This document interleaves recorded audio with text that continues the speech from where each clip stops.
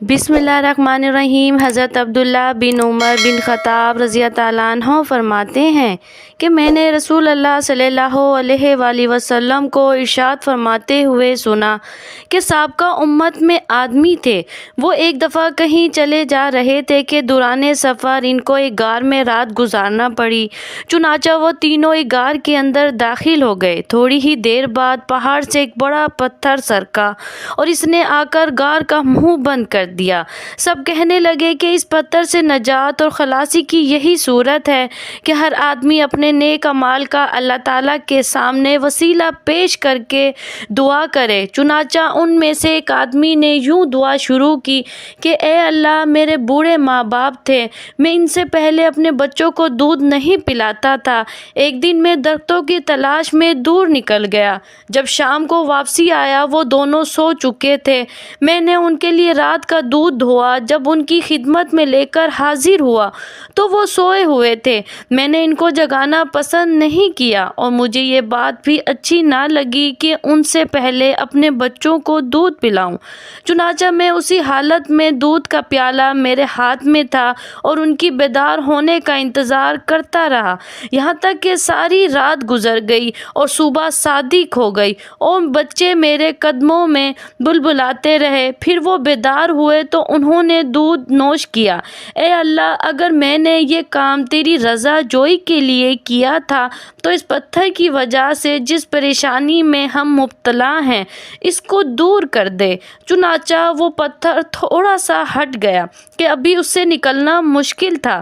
پھر دوسرے آدمی نے دعا کی، اے اللہ، میری ایک چاچا زاد بہن تھی، وہ مجھے بہت پسند تھی۔ ایک روایت میں یہ الفاظ ہے کہ میں اس سے اس قدر محبت کرتا تھا جس قدر کوئی مرد عورت سے محبت کرتا ہو، بلکہ اس سے بھی زیادہ۔ ایک دن میں نے اسے برائی کا ارادہ کیا تو وہ نہ مانی، حتیٰ کہ وہ قحط میں مبتلا ہوئی تو میرے پاس آئی۔ میں نے اس کو 120 دینار اس شرط پر دیے کہ وہ مجھے برائی کا موقع دے دے گی۔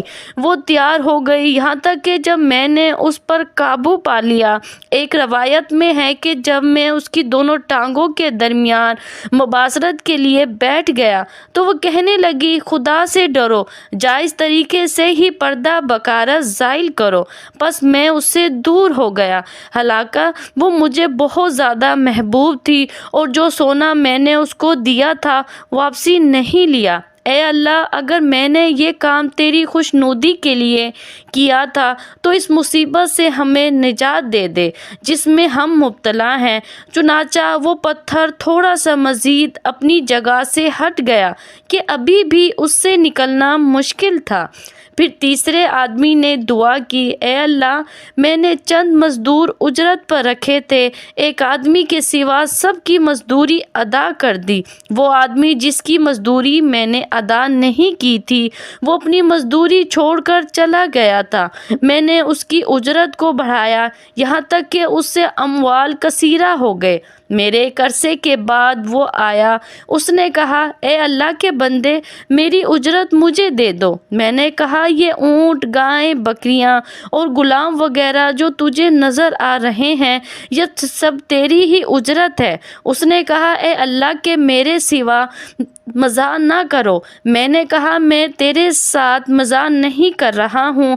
چنانچہ اس نے وہ سارا مال لے لیا اور سارے جانور ہانک کر لے گیا، کوئی چیز نہیں چھوڑی۔ اے اللہ، اگر میں نے یہ کام تیری رضا حاصل کرنے کے لیے کیا تھا تو ہمیں اس مصیبت سے چھٹکارا عطا فرما دے جس میں ہم سب مبتلا ہیں۔ چنانچہ وہ پتھر دور ہو گیا اور وہ تینوں اس غار سے نکل کر آگے روانہ ہو گئے۔ معلوم ہوا کہ مصائب اور مشکلات کے پیش آنے پر اللہ تعالیٰ سے دعا کرنی چاہیے اور یہ تعمیل حکم بھی ہے۔ حضرت ابو سعید رضی اللہ عنہ فرماتے ہیں کہ حضور اقدس صلی اللہ علیہ وآلہ وسلم نے فرمایا، سابقہ قوم میں ایک آدمی تھا جس نے 999 آدمی قتل کیے تھے۔ اس کو ندامت ہوئی، اس نے لوگوں سے روئے زمین کے سب سے بڑے عالم کا پتہ معلوم کیا تو اس کو ایک راہب کا پتہ بتایا گیا۔ چنانچہ وہ اس کے پاس گیا اور اس سے کہا کہ اس نے 999 آدمی قتل کیے ہیں، کیا اس کے لیے توبہ کی کوئی صورت ہے؟ اس راہب نے کہا کہ نہیں۔ یہ سن کر اس کو بھی قتل کر دیا۔ اس طرح 100 کا عدد پورا کر دیا۔ پھر اس نے لوگوں سے روئے زمین کے سب سے بڑے عالم کے بارے میں پوچھا تو لوگوں نے ایک عالم کی طرف اس کی رہنمائی کر دی۔ چنانچہ وہ اس کے گیا اور اس سے کہا کہ اس نے 100 جانیں قتل کی ہیں، کیا اس کے لیے توبہ کی کوئی گنجائش ہے؟ اس نے کہا کیوں نہیں، بالکل ہے، بھلا اس کے اور توبہ کے درمیان کون حائل ہو سکتا ہے؟ تم ایسا کرو کہ فلاں علاقے میں جاؤ، وہاں تمہیں کچھ لوگ اللہ تعالیٰ کی عبادت کرتے ہوئے ملیں گے، تم ان میں شامل ہو کر اللہ کی عبادت اور بندگی شروع کر دینا اور اپنے اس علاقے میں واپسی ہرگز نہ آنا، کیونکہ یہ برا علاقہ ہے۔ چنانچہ وہ چل پڑا۔ ابھی آدھے رستے پر تھا کہ موت کا وقت آ گیا۔ رحمت کے فرشتے اور عذاب کے فرشتے آپس میں بحث کرنے لگے۔